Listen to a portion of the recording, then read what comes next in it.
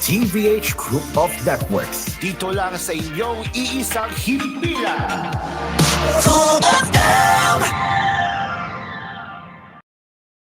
You are listening to Cool FM. Live from Cool Studios. This is Cool News at 6.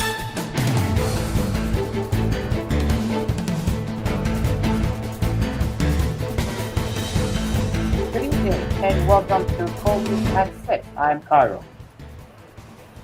Let's get into the headlines.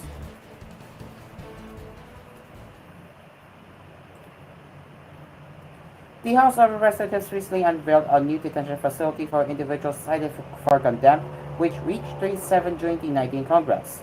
The facility within the Legislative Security Bureau building can accommodate 60 resource persons ordered detained by the Chamber in the exercise of its legislative and oversight functions. Today we are unveiling a building marker that transcends its physical form.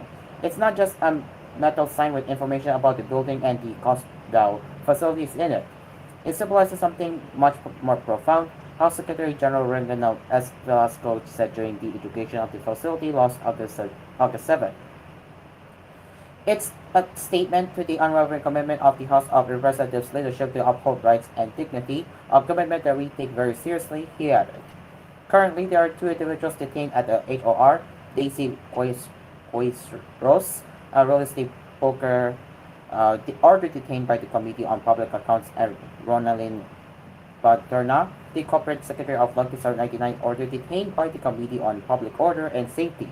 And the provision of clean and comfortable facilities, the fair treatment, the fair protection of their safety and welfare, and the continuous monitoring by our medical team of their health condition all reflect our operational efficiency within the House and reinforce the integrity of our investigation process, Velasco said. This commitment to those placed under our care builds public trust in our processes and our institution. It shows that the House of Representatives values integrity situations and transparency, even in challenging situations, he added. In a statement on Saturday, the House said that the 37 contempt citations were issued by the Committees on Public Accounts, Public Order and Safety, Human Rights, Dangerous Drugs, Franchise, Agriculture, and others.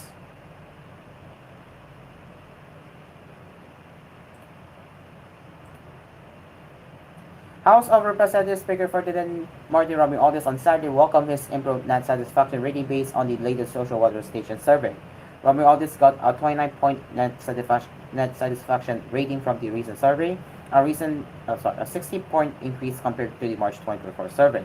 I am deeply humbled and encouraged by the latest social weather station survey, which shows a significant rise in public satisfaction with my performance as Speaker of the House of Representatives, said Romualdez in a statement on Saturday. Romualdez also attributed his approval gain to the efforts of his fellow lawmakers. The 16-point increase in net satisfaction now at positive 29 is a testament to the collective dedication of my colleagues in the Picket Chamber. This progress reflects not just my leadership but the exemplary efforts of our members in driving the legislative reforms our country urgently needs, he added. The survey was conducted from June 23 to July 1, 2024, with 1,500 respondents 18 years old and above. The House Speaker net satisfaction rating was the highest in Visayas, while he likewise gained in Mindanao, Balisuzon, Visayas, and Metro Manila in comparison to the March 2024 rating. The improvement across various demographics and regions, particularly in Mindanao and among our 35 to 44-year-old constituents, underscores that our intuitives are resonating with the Filipino people, he said. Romualdez said that he will continue to work on legislation and policies that will drive economic growth, social justice, and national development. This survey is not just a measure of approval but a powerful reminder of my responsibility as a public servant. Vice President Sara Duterte's 44-point net satisfaction fell by 19 points while Chief Justice Alexandra Guzmondo's rating rose from 13 to 32. Senator Francis Escudero, surveyed for the first time as a Senate President, logged a 47 satisfaction rating.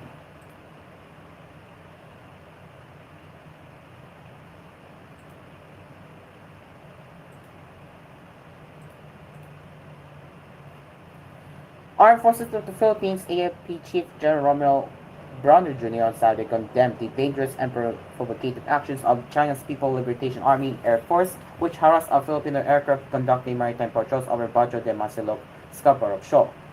On 8 of August 2024, a Philippine Air Force NC-212I aircraft was conducting a routine maritime patrol over Bajo Demasilok when two aircraft from the PLAAF executed a dangerous maneuver at around 9 a.m. and dropped fares in the path of NC-212I, he said in a statement. The NC-212I safely returned to Clark Air Base in Pampanga about an hour later and nobody was harmed, Bronner said.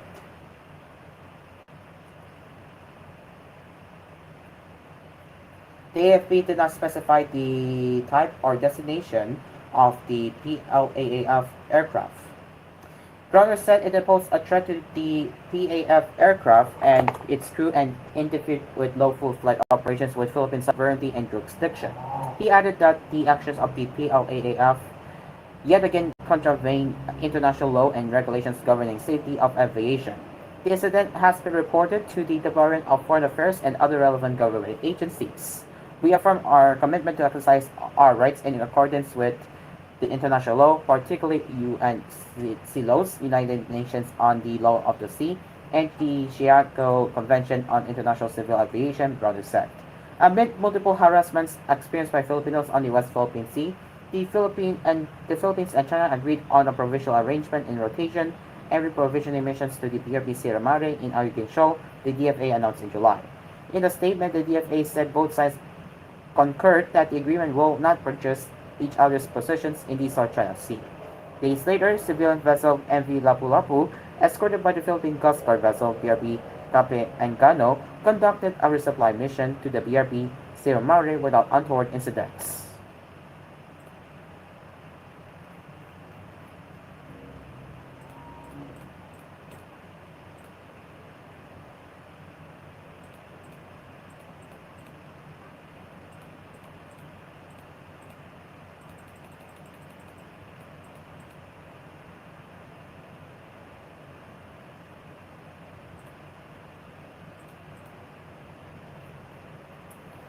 President Ferdinand Bongbong R. Marcos Jr. on Saturday called for support from government agencies and other stakeholders for the country's hosting of the 22nd Asian Karate Youth Championship from August 22 to 25.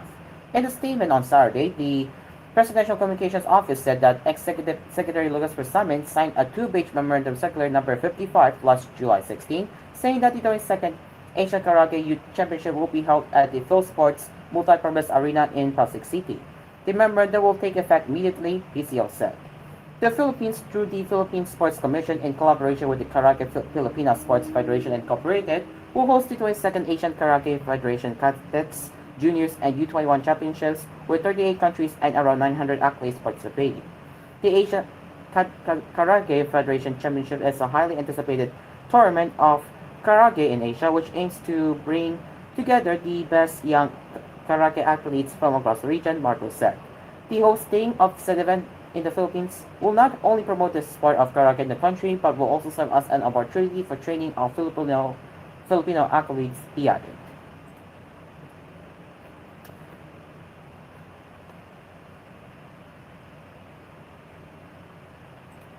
It is now 6:11, and as we are going to do the emergency restart of my computer due to the loss of internet connection earlier before the koolNews at 6 started, yeah, I really have to go restart my computer in just a bit. So stick around, people. koolNews at 6 will be right back, and the commercial break will be queued once we are back up. So stick around.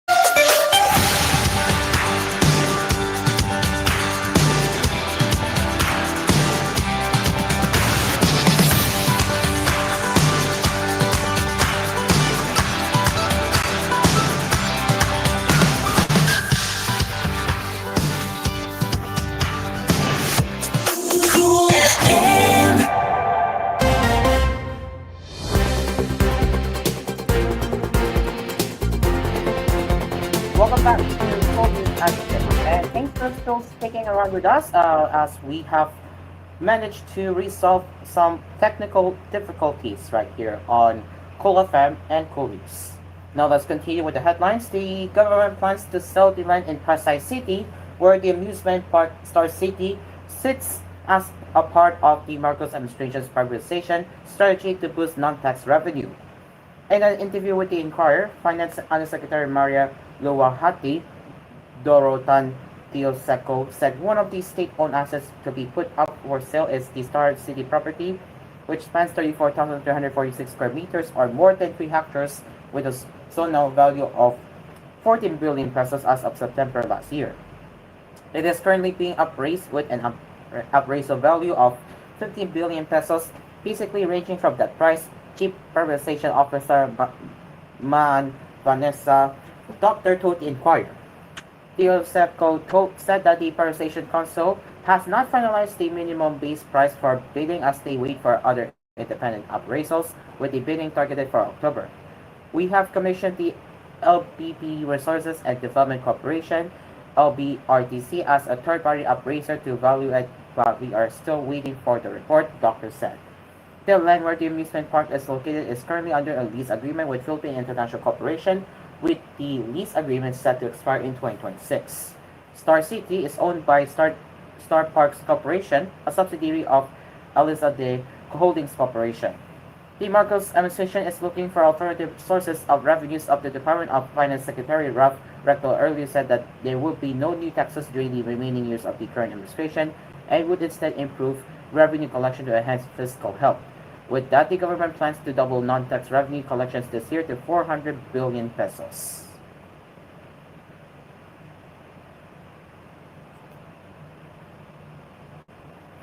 President Ferdinand Marcos Jr. on Tuesday approved the merger of leasing and financing units of the United Coconut Planters Bank and the Land Bank of the Philippines 3 years after the merger of these two state-owned banks. Land Bank of the Philippines Leasing and Financing Corporation was named the surviving entity of the merger of LLFC and United Coconut Planters Banking Leasing and Finance Corporation. In Executive Order Number 65 dated August 6, the President signed the Governance Commission for GOCC's recommendation to merge the two leasing and financing units. The GCGM Bank finds the merger of LLFC and ULFC to be in the best interest of the state to eliminate unnecessary overlap in the mandates and functions of the LLFC and ULFC, EO65 said. It added that the GCG also determined that the ULFC is no longer achieving its expected objectives and purpose as our government-owned and controlled corporation. LLFC and the ULFC are subsidiaries of LPP and UCFP are attached agencies of the Department of Finance. The two fundraising and leasing corporations extend credit to businesses for the acquisition of equipment and other assets. In June 2021, the President Rodrigo Duterte issued Executive Order Number 142 ordering the merger of LPP and UCPP into one state bank. The merger officially took effect in March 2022. The merger of the two financing and leasing firms will also mean that the UCFP will transfer all assets and liabilities and ownership shares in ULFC to LLFC. The President ordered LLFC and UCPP to determine the mode of the merger and to prepare and implement an integration plan. The LLFC was also told to submit a proposed reorganization plan to the GCG within a year. Whenever applicable, affected officials and personnel of ULFC may be hired by LLFC, subject to the possession of the necessary service like eligibility and other requirements prescribed for the position, EO65 said.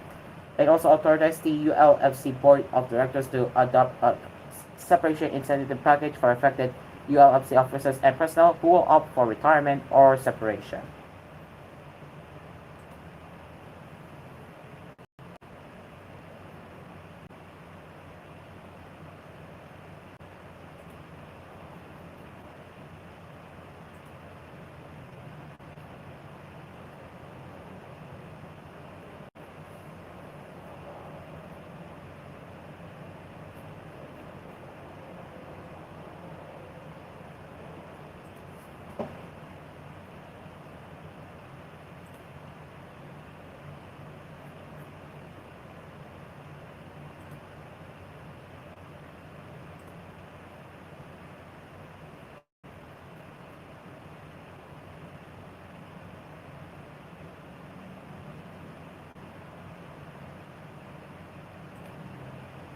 And now it's time for sports as gymnast Carlos Yulo, the nation's first double gold performer in the Olympics, will carry the Philippine flag along with boxing's bronze medalist Ira Villegas on Sunday during the closing ceremony of the 2024 Paris Olympics at the 81,000 seat Stade de France.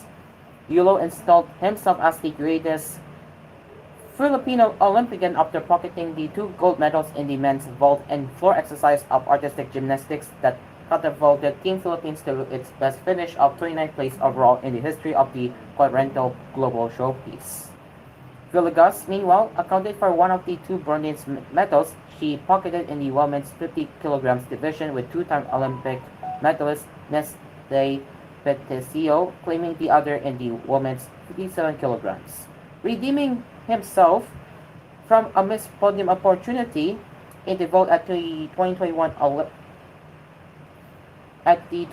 Tokyo Olympics, Yulo will be treated to a hero's welcome upon his arrival in Manila on Tuesday with a meeting with no less than President Ferdinand Marcos Jr. only itinerary.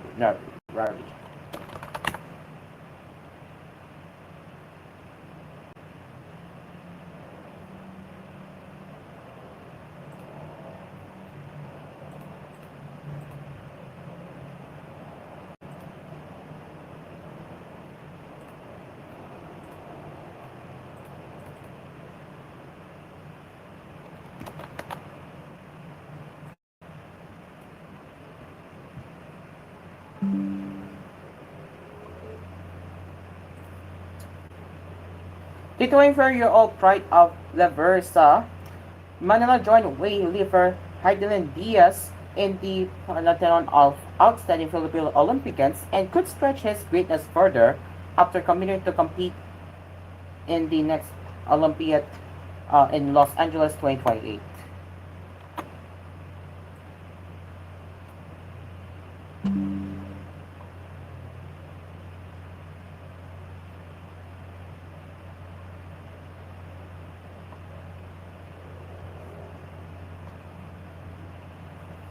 Okay, give me a second. Uh, uh, 28.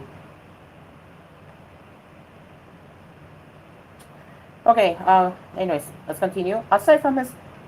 Um, aside from his Paris, Olympic medals, Yulo is a two-time world champion, having won the floor exercise in the 2019 World Artistic Gymnastics Championships in Stuttgart, Germany, and the vault during the Global Meets 2021 edition in Kita, Yushu, Japan.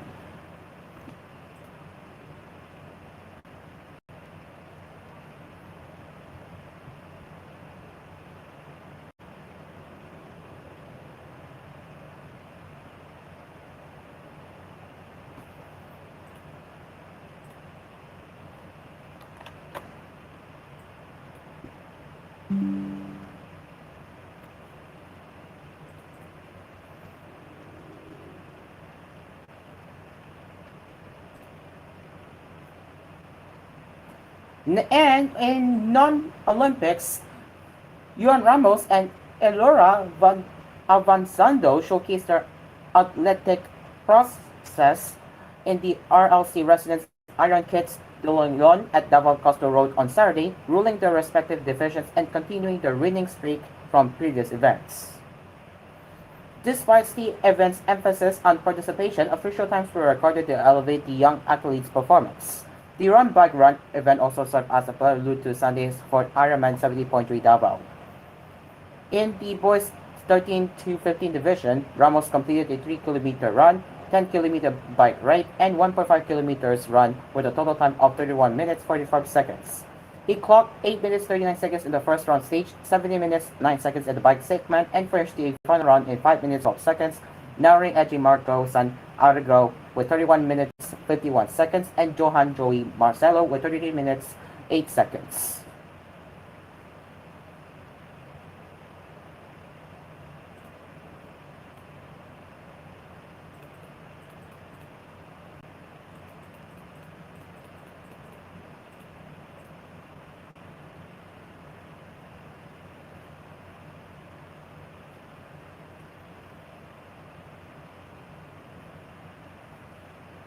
Okay, give me a second. Just gonna doing something important.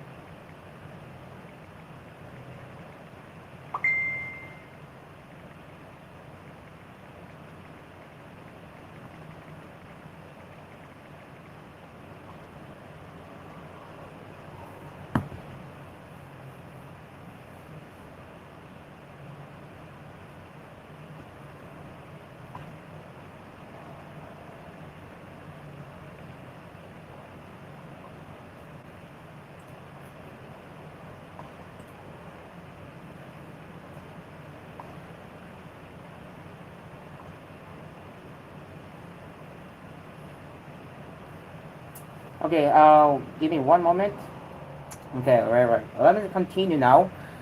Avanzado, Trump in the girls' premier division with a total time of 37 minutes, 35 seconds, recording lap times of 10 minutes 38 seconds for the first round, 20 minutes 5 seconds for the bike, and 5 minutes 54 seconds for the second round.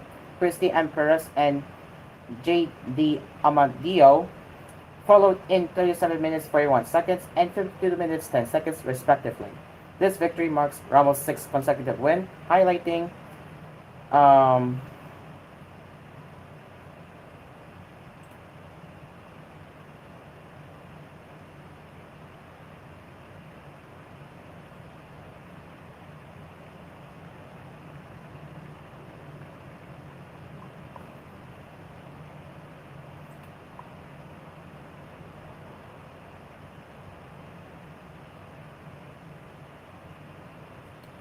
there, sorry, I'm very distracted. Okay, anyways,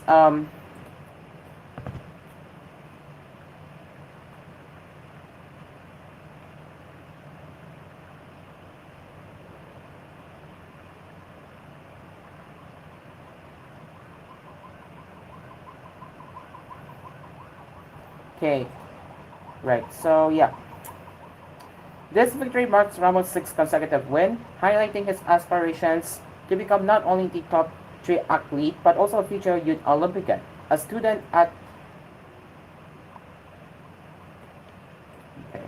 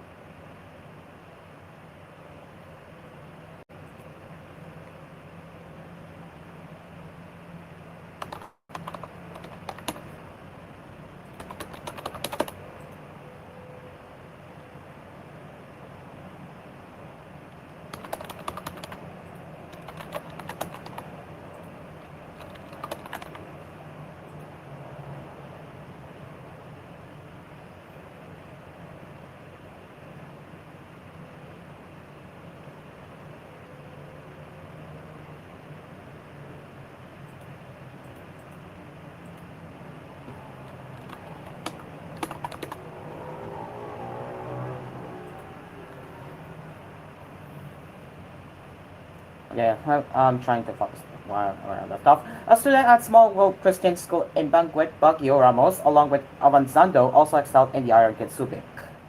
In other divisions, as Sajari Dal Silva and Laurentan emerged victorious in the 11 to 12 category with times of 27 minutes 24 seconds and 30 minutes 3 seconds respectively. Although Bakawag and Sarafina Radilla top T9 to 10 class 1 kilometer run, 6 kilometer bike, and 500-meter run with times of 20 minutes 52 seconds and 21 minutes 10 seconds. Meanwhile, John Luigi Remolino II and Maria Jasmine Sales Group E 6 to 8 category 800 meters run, 2 kilometer bike, and 400-meter run with times of 11 minutes 54 seconds and 30 minutes 11 seconds. In the kids run, Johan Marcelo and Tia Sanchez took top honors in the 11 to 50 class with times of 8 minutes 55 seconds and 11 minutes 58 seconds respectively, while Joseph Mayola and Anya Pama clocked 3 minutes 44 seconds and 4 minutes 57 seconds in the 6 to 10 category.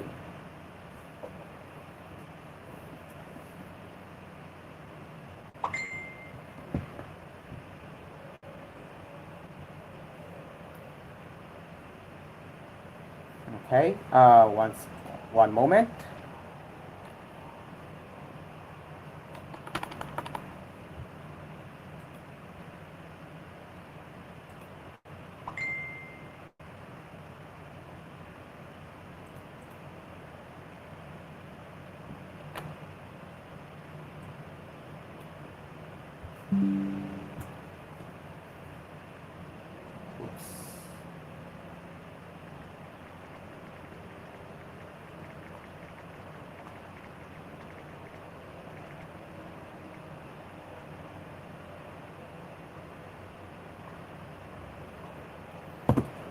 Okay, give me one moment.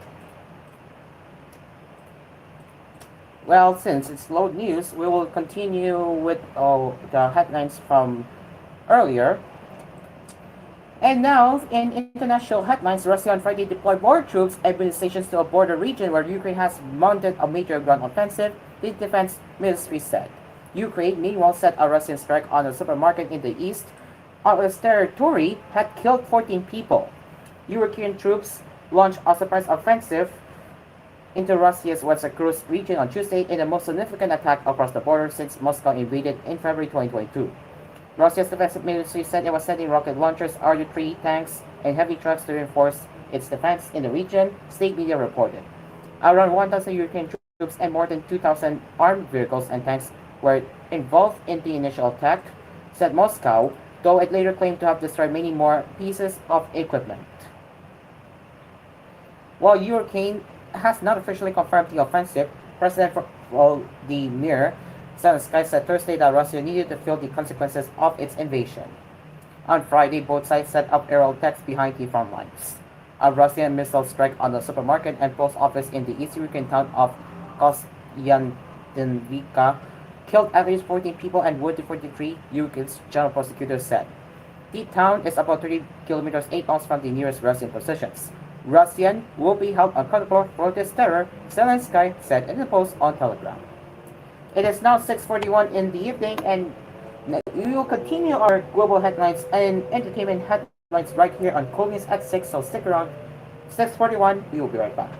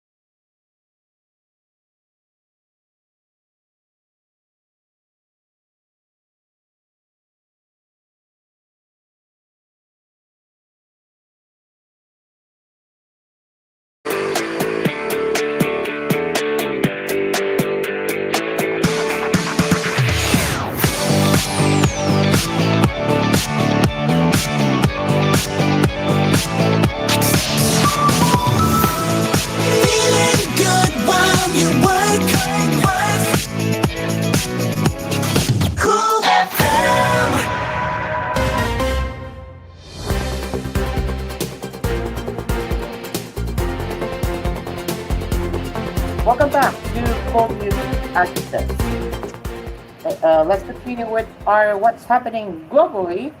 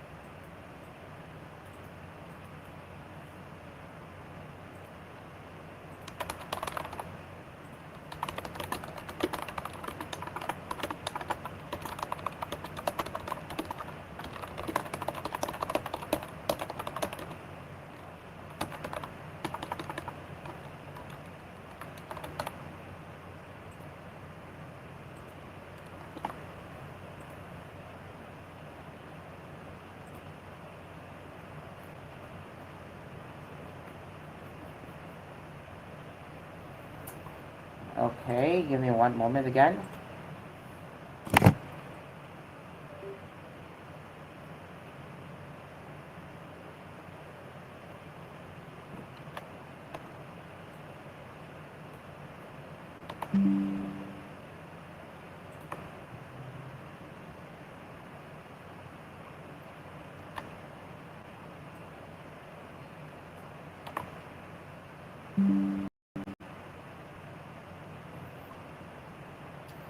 Okay, now let's continue. A passenger plane crashed into a gated residential community in Brazil's Sao Paulo state Friday, killing all 61 people aboard and leaving a smuggling whack, officials and the airline said. Officials gave no immediate word of any casualties at the site of the crash in the city of Vinhedo, about 80 kilometers or 50 miles northwest of Sao Paulo, but witnesses at the scene said there were no victims among residents of the neighborhood. The airline Vopas said that its plane, an ATR-72 twin-engine turboprop, was headed for São Paulo's International Airport Guarulhos with 57 passengers and 4 crew members aboard, one had crashed in Vinhedo. It provided a flight manifest with passenger names, but not their nationalities. A prior statement had said there were 58 passengers. The company regrets to inform that all 61 on board flight 2283 died at the site, uh, Vopas said in a statement. At this time, Vopas is victimizing the provision of unrestricted assistance to the victims' families and effectively collaborating with authorities to determine the causes of the incident. Accident. It was the deadliest airline crash since January 2023, when 72 people died on board a Yeti Airlines plane in Naples that stalled and crashed while making its landing approach. That plane was an ATR-72, and the final report blamed pilot error. At an event in southern Brazil, President Luiz Inacio Lula da Silva asked the crowd to stand and observe a minute of silence as he shared the news. The state's firefighters, military, police, and civil defense authority dispatched teams to the location. San Paulo's Public Security Secretary Gil Herme spoke to reporters and confirmed that no survivors were found. He also said the plane's black box was found, apparently intact.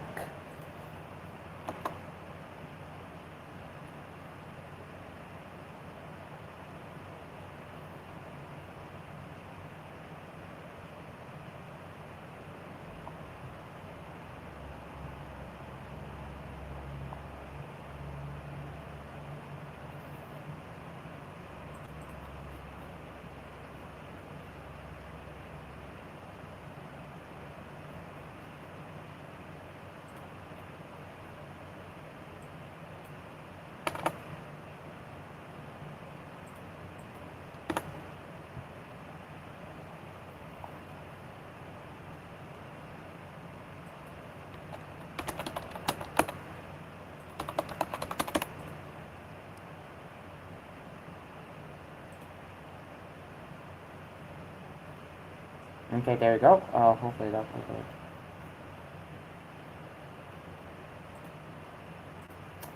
Okay.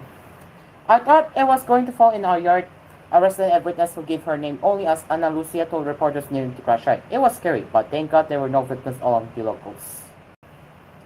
Video obtained from a witness by the Associated Press and verified shows at least two bodies strewed about flaming pieces of wreckage. Brazilian television network Global News showed aerial footage of an area with smoke coming out of an obliterated plane footage. Additional footage on Global News earlier showed the plane drifting downward in a flat spin. Flight tracking website Flight Radio 24 data sent from the plane indicated it was diving at 8,000 to 24,000 feet per minute in the last 60 seconds of the flight. The Brazilian Air Force Center for the Investigation and Prevention of Air Accidents said in a statement that pilots didn't respond to calls from air traffic control in São Paulo, nor did they call for help or say where they were operating under adverse weather conditions. In a separate statement, Brazil's federal police said it already had begun its investigation and had the specialists in plane crashes and the identification of disaster victims to help. Forepass staff at the Guarulhos airports told the Associated Press that the company is notifying victims' family members and supporting them at the private room in the airport. French-Italian plane manufacturer ATR said in a statement that it had been informed that the accident involved its ATR 72-500 model and said company specialists are fully engaged to support both the investigation and the customer. The ATR 72 generally is used on short flights. The planes are built by a joint venture of Airbus in France and Italy's Leonardo SPA. Crashes involving various models of the ATR 72 have resulted in 470 deaths going back to the 1990s, according to the database of the Aviation Safety Network. The Capella neighborhood, where the plane crashed Friday, August 9, sits in a district far from the center of the prosperous city that's home to 77,000 residents. It had departed from Cascavel in the state of Paraná.